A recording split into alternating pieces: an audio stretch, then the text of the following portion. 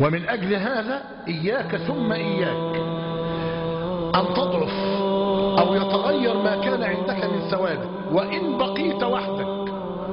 بقولها لكم نحن على الحق، وأسأل الله عز وجل لي ولكم الثبات، وأعوذ بالله من الخذلان والضلال.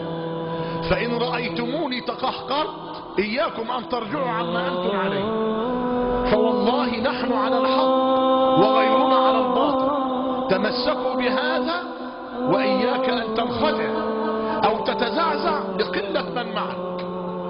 دخل إلى بلاد مصر دعاة الفتنة والضلال، دخل غيرهم كثيرين ليبثوا الأفكار المنحرفة في هذه البلد، فاحذروا احذروا. أنا بقولها لكم اهو، لو وجدتم من يكلمكم الآن تغير على ما هو عليه فقولوا بلسان حالكم دعوه، إن يك به خيرا يلحقه الله بكم.